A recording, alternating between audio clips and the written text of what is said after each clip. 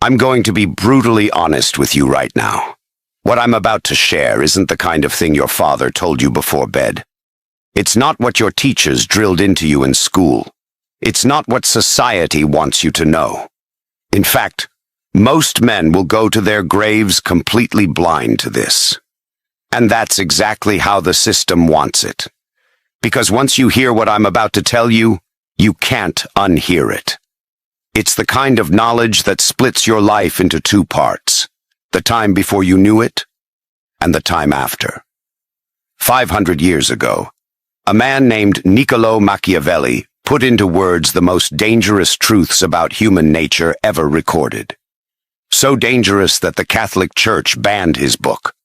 So powerful that kings, presidents, CEOs, and generals have studied it in secret while condemning it in public. Why? Because Machiavelli didn't write theory. He wrote the operating manual for human beings. Not how we pretend to work, not how we wish we worked, but how we actually work. And here's the part that should terrify you. The people who already know these truths are using them against you every single day. In boardrooms, in relationships, in politics, in war. They're playing chess while you're still playing checkers. So ask yourself, why didn't your father teach you this? Why didn't your teachers? The answer is simple. Because their fathers didn't teach them. And because society has programmed you to believe that seeing reality makes you cynical, that strategy makes you manipulative, that understanding power makes you evil. But here's the brutal truth. Ignorance isn't virtue. Ignorance is weakness. And starting right now, I'm going to make you powerful. I'm going to make you dangerous. And once you see these truths, you'll never see human interaction the same way again. So before we go any further, hit that like button, subscribe, and turn on notifications. Because what I'm about to reveal will make you see the world differently forever. And you don't want to miss what comes next. You've been told your whole life that humans are rational, that we weigh options, that we calculate outcomes, that we make decisions based on logic and reason. That's a lie, and it's one of the most dangerous lies you've ever been fed. Machiavelli knew the truth 500 years ago. He wrote, "Men judge generally more by the eye than by the hand, for everyone can see and few can feel." Translation: people make choices based on appearances, on illusions, on what looks right, not what is right. And here's the dark reality. Most people don't want the truth. They want comfort. Think about it. The friend who begs you for advice about his failing relationship, but ignores you because the truth would hurt. The coworker who complains he's broke, then throws away money on Starbucks every morning because the ritual feels good. The woman who swears she wants a nice guy, but repeatedly falls into the arms of the man who treats her like an option. Logic dies the moment it collides with desire. Reason evaporates when faced with fear, lust, status, or comfort. That's the game. And you've been playing it wrong. Because you've been told to persuade people with facts, to win arguments with evidence, to show people the rational path. But facts don't move people. Feelings do. The man who masters feelings, who knows how to bypass logic and speak straight to emotion, controls every room he enters. That man doesn't waste time trying to prove he's right. He makes people feel he's right. And that is infinitely more powerful. Think about the greatest manipulators in history. Hitler didn't rise to power with spreadsheets and statistics. He rose with speeches that inflamed anger, fear, and hope. Corporations don't make billions by showing you the chemical formula of soda. They sell you happiness in a bottle. Religions don't spread with philosophy debates. They spread by capturing the heart, the soul, the fear of damnation, and the promise of paradise. This is why you lose arguments. This is why your advice is ignored. This is why the people you want to influence slip through your fingers, because you thought people were rational. They're not. They're addicts chasing feelings. So here's your first dark lesson. Stop trying to change minds with facts. Start shaping emotions. Want to make someone follow you? Don't tell them what's good for them. Show them what makes them feel good about themselves. Want to influence a partner? Don't argue about logic. Make them experience the pain of losing you, or the joy of pleasing you. Want to dominate in business? Forget data. Craft the story that makes your audience believe you're the inevitable winner. The man who argues with facts is a school teacher. The man who manipulates feelings is a king. And once you understand this, you'll see through everyone around you.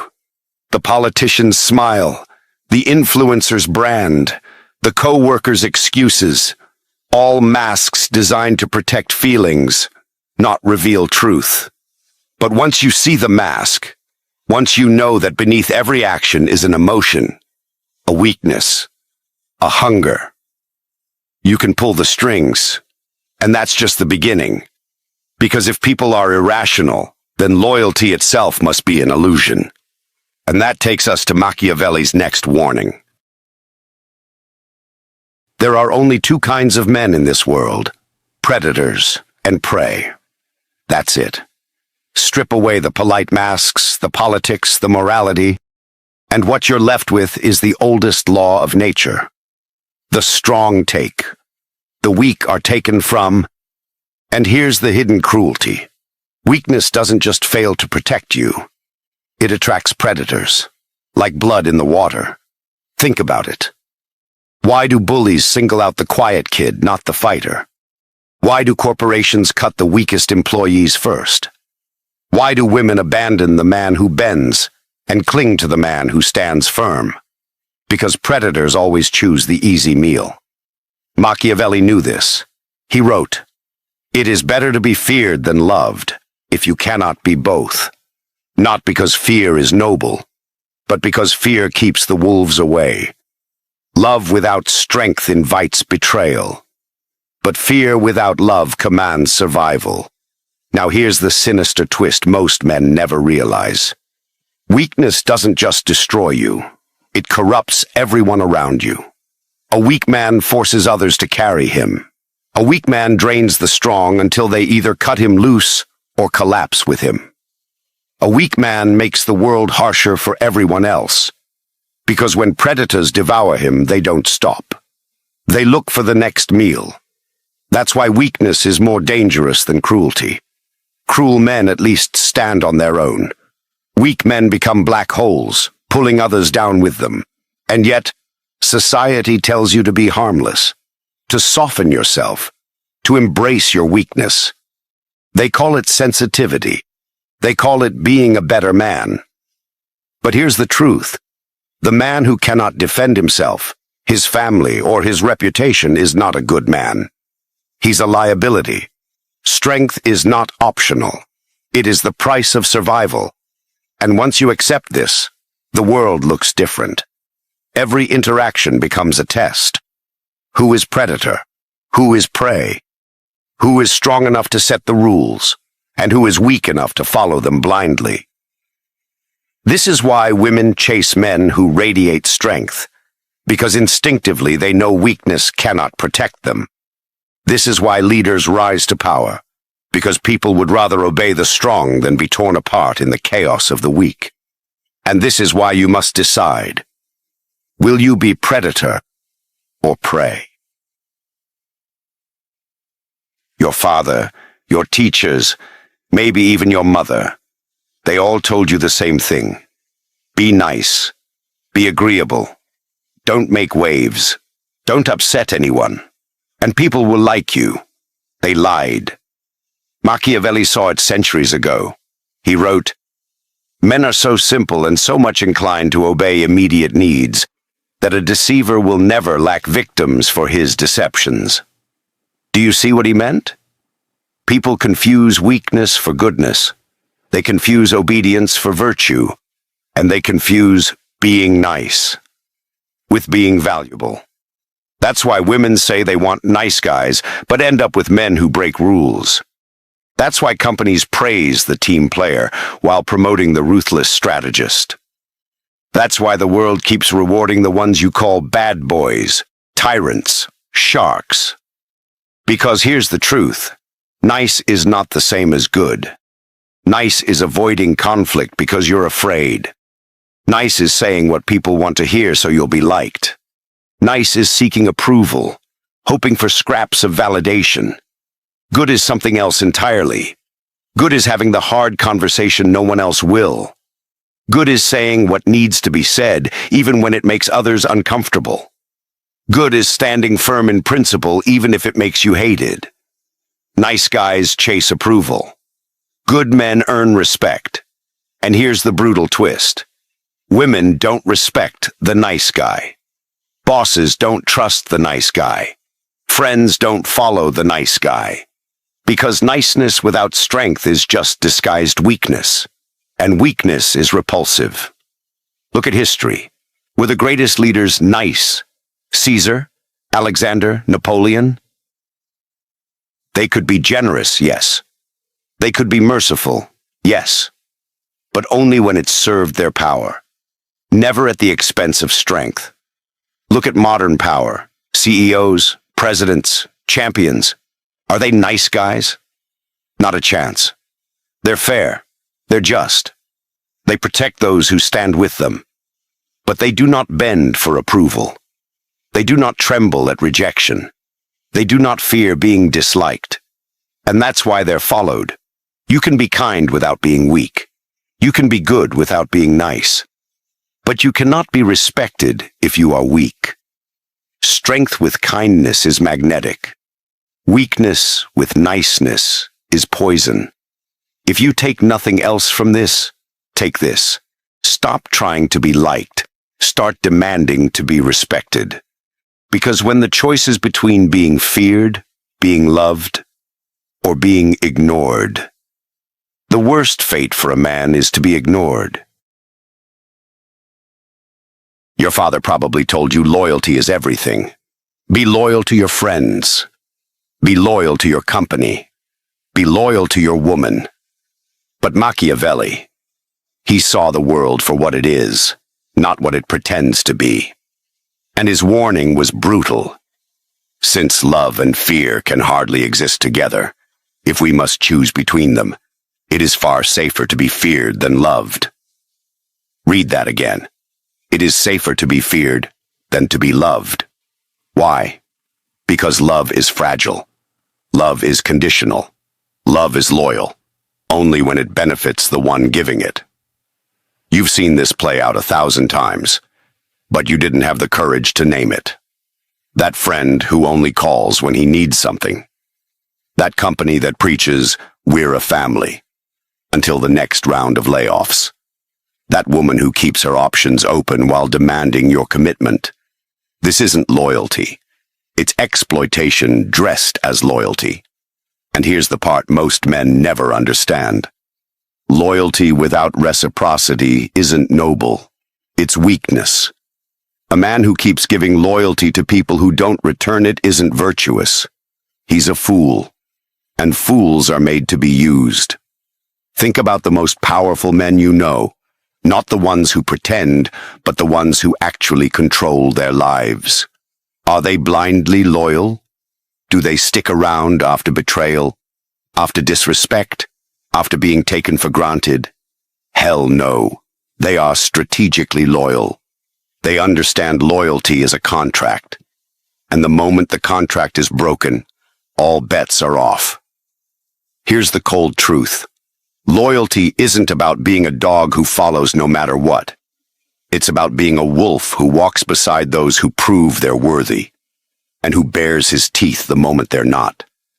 Machiavelli knew this. He saw kings who trusted too much get stabbed in the back.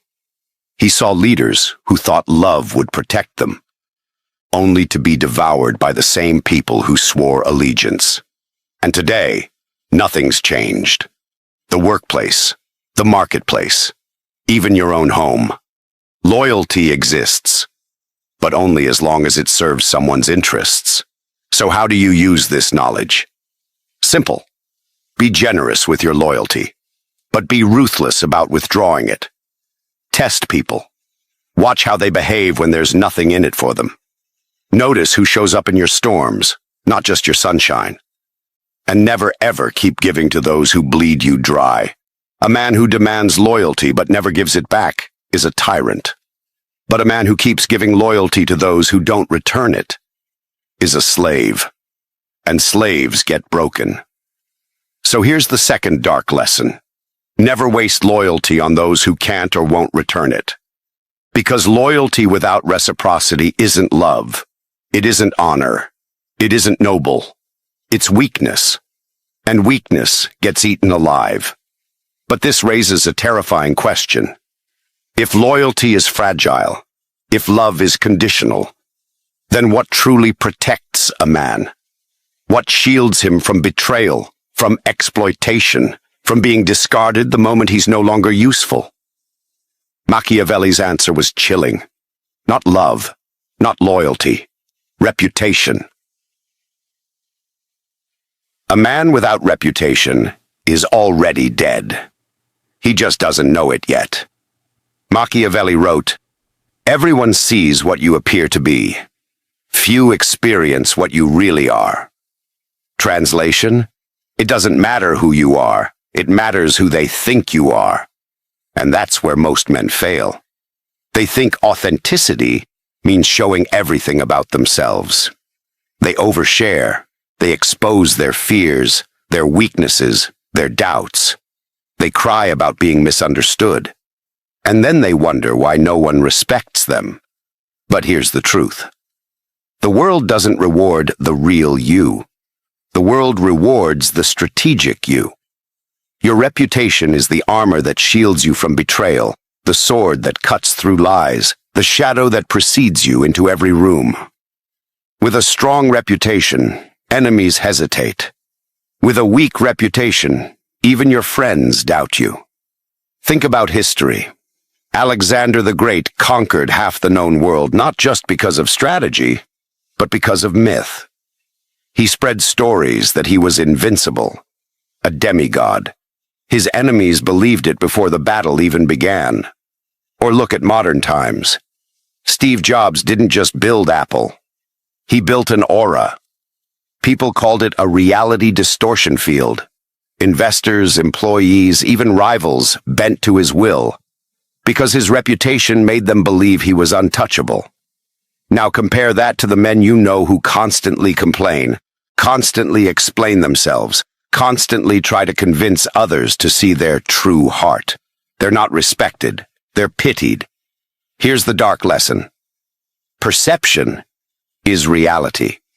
And if you don't control perception, someone else will control it for you. Want to be seen as competent? Never whine about problems.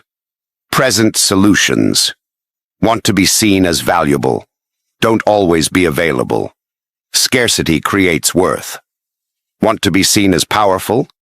Never explain your decisions to people who can't affect your life. This is strategic authenticity.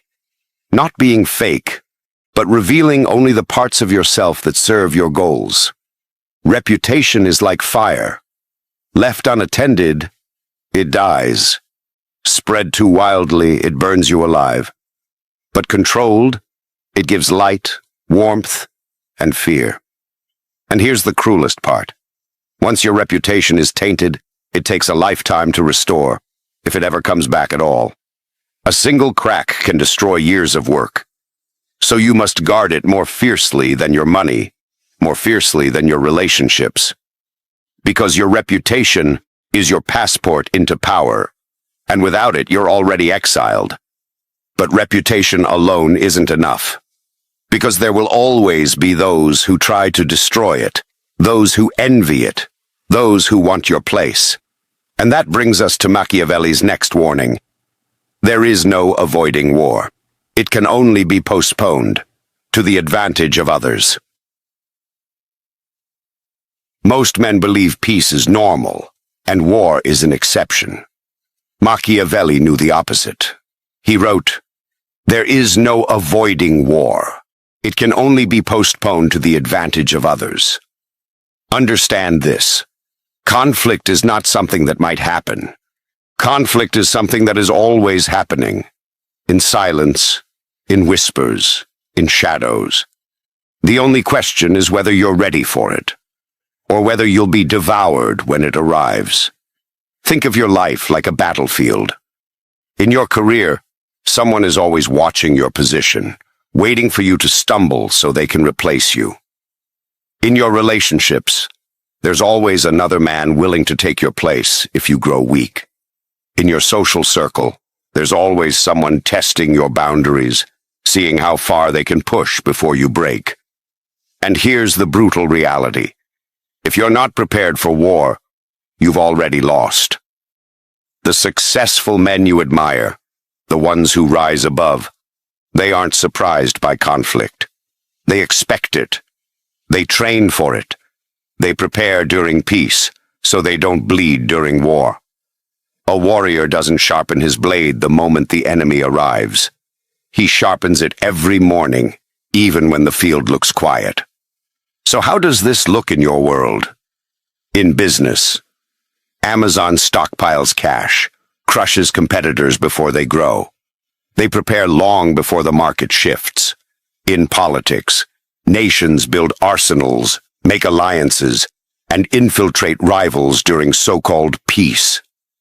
In your personal life, the man who stays in shape even when he isn't threatened, the man who builds his savings when money flows, the man who cultivates allies when he doesn't need them. That man survives when storms come. Machiavelli gave us the animal parable. The lion cannot protect himself from traps, and the fox cannot defend himself from wolves. One must therefore be a fox to recognize traps, and a lion to frighten wolves. Do you see it? You must be both. Cunning enough to see danger before it arrives, strong enough to crush it when it does. Most men choose one.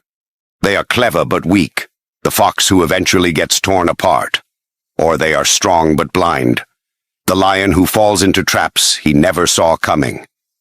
But the man who becomes both, that man is untouchable. Here's the dark law. Don't start wars, but be prepared to finish every single one. Because here's a secret that weak men never grasp. The man who is visibly prepared for war rarely has to fight at all. Why? Because predators sense strength, and they always choose the weaker target. So build yourself into a man others are afraid to test. Not because you're violent, not because you're reckless, but because you radiate readiness. Train when no one is watching. Save when everyone else spends. Study when everyone else is distracted. Forge yourself into a weapon before the battle begins. Then, when war comes, and it will come, you won't panic. You'll already be ready.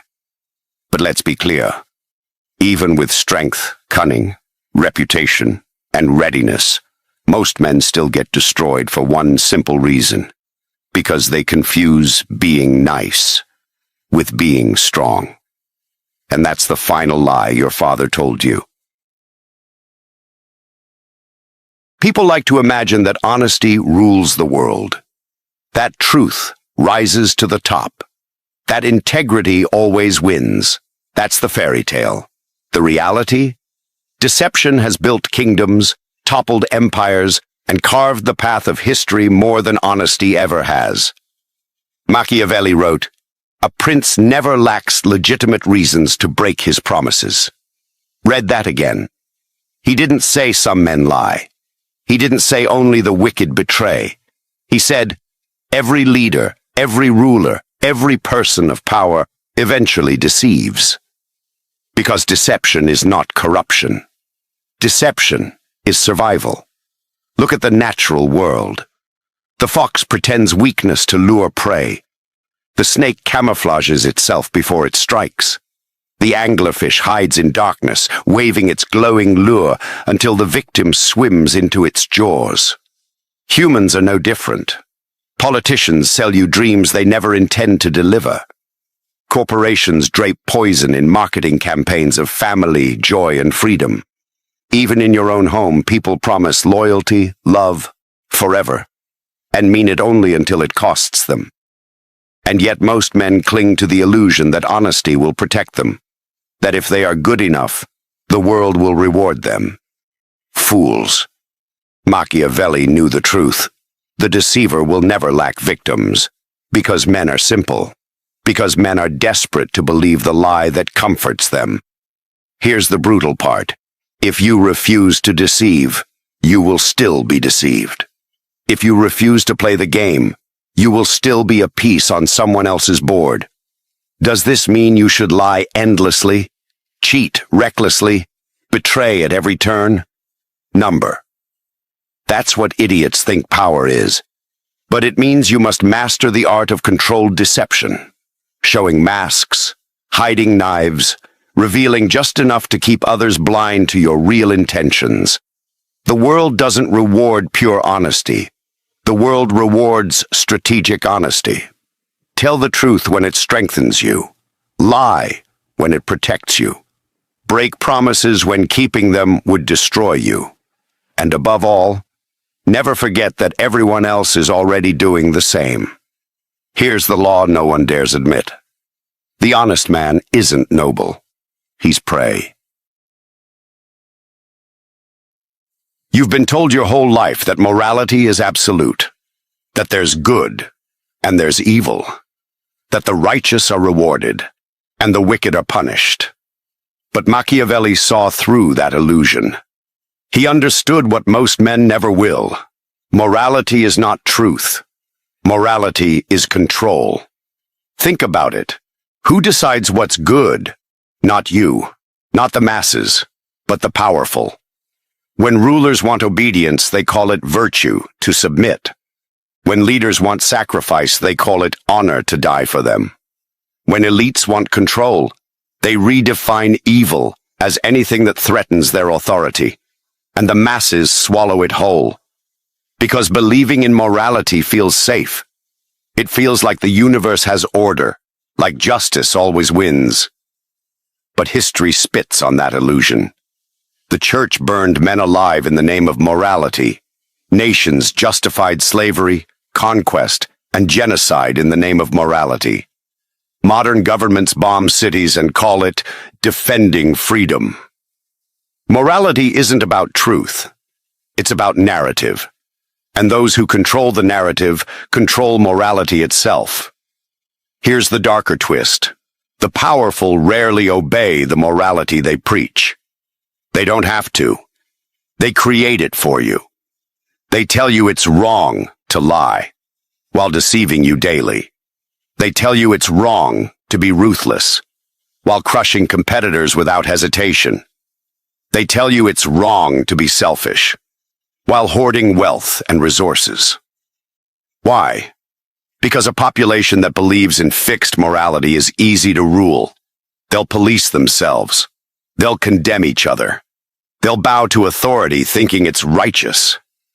Meanwhile, the powerful break those rules whenever they need to, because they know morality is just a tool, not a truth.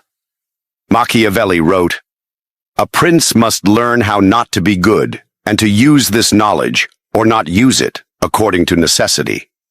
This is the real law. Do not discard morality entirely. Wield it. Appear moral when it serves you.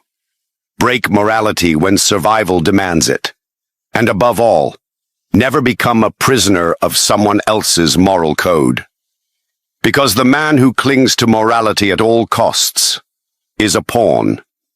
But the man who bends morality to his will is a king. Every empire, every company, every family, every relationship survives on the same hidden economy. Not money, not love, not honor, but fear and reward. Machiavelli understood this law with brutal clarity. He knew men are not moved by abstract ideals, but by immediate sensations. The fear of pain and the hunger for pleasure.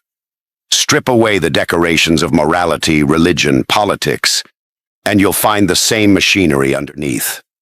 Kings keep their crowns not by divine right, but because the people fear their wrath more than they hate their rule. Corporations keep employees in line with the dangling carrot of a promotion and the whip of unemployment. Parents raise children not through wisdom alone, but through rewards and punishments woven into daily life. This is the true law of power.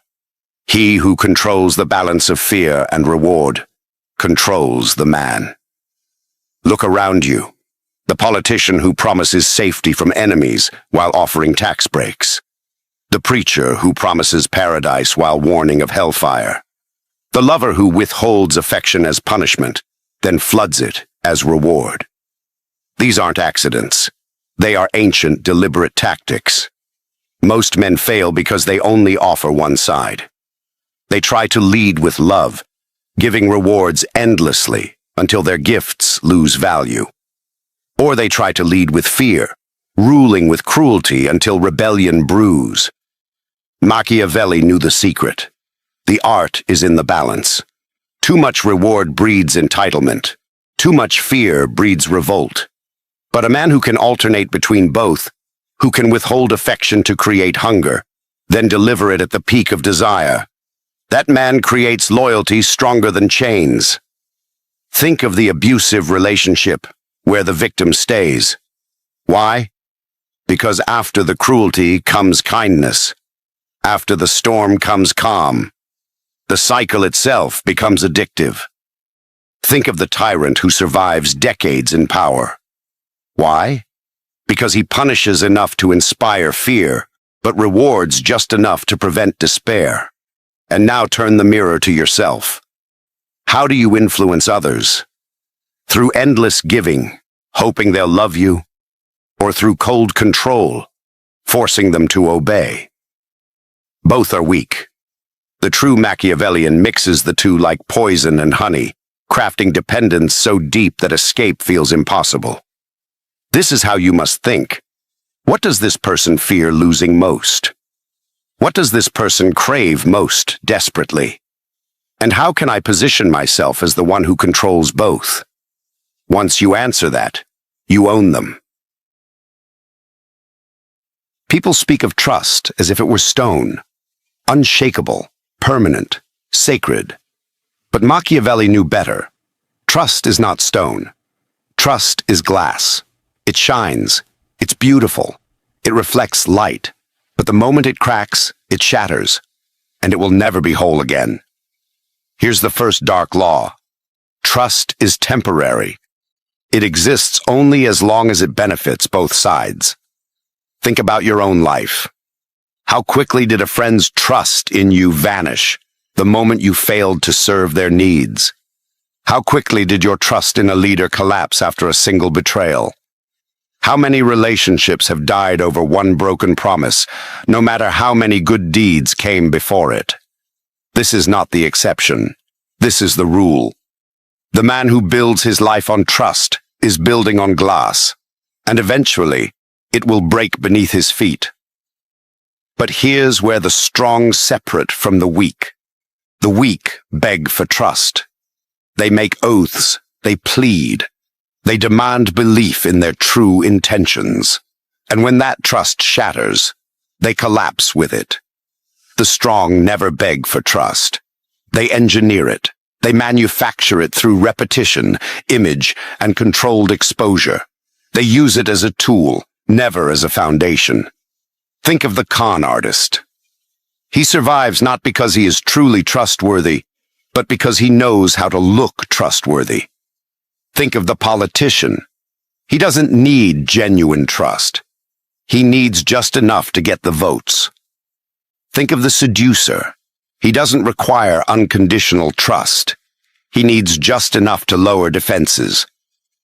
That's the second dark law. Trust doesn't need to be real. It only needs to be convincing. And the third law is even darker. The man who trusts too much is easier to control than the man who trusts nothing at all. Because the man who trusts blindly will hand you the keys to his own destruction. He will forgive betrayal after betrayal, convinced you'll change. He will believe excuses no matter how hollow. He will cling to the illusion of trust long after it has died, because the alternative terrifies him. This is why weak men are devoured. They think trust is proof of love, proof of honor, proof of morality. But in truth, trust is just leverage. And those who understand this hold the leash around every blind believer's neck. So burn this into your mind. Never depend on trust. Use it, shape it, exploit it. But never rest your survival on it. Because trust is not stone. It is glass. And it was made to break. You've now seen what most men will never see. That people are not rational. They are emotional. That loyalty without reciprocity is weakness. That reputation is armor sharper than steel. That war is not coming. It is always here. That niceness is weakness disguised as virtue. That fear outlasts love. That deception is survival. That masks are necessary. That morality is a cage. That betrayal is inevitable. That fear and reward are the true currencies of control. And that trust, the thing most men cling to, is nothing but glass waiting to shatter. You were told not to know this. You were trained to close your eyes, obey, play nice, be harmless. But now the blindfold is off. Now you see the world not as it pretends to be, but as it truly is. And here's the most dangerous part. You can't go back. You can't unknow this. From this moment on, you'll see every smile as a mask, every promise as bait, every act of virtue as a strategy. You've stepped into the darkness, and once you've seen it, the light will never blind you again.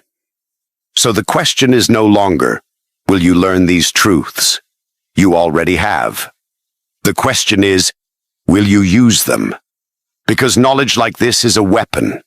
In the hands of the weak, it festers into paranoia and fear. But in the hands of the strong, it becomes power. The kind of power that bends the world.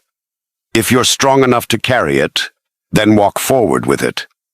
If you're too weak, then bury it and pretend you never heard me speak. But for those who are ready to take the next step into this abyss, this is only the beginning. Machiavelli left us more than warnings. He left us blueprints for influence, for dominance, for survival. And I'll show you every single one. So if you want more, if you want to go deeper into the strategies that rulers, seducers, generals, and kings have used for centuries, then listen carefully. Like this video. Subscribe now. Because the next lesson will not make you comfortable. It will make you untouchable. And when that happens, you will never be ignored again.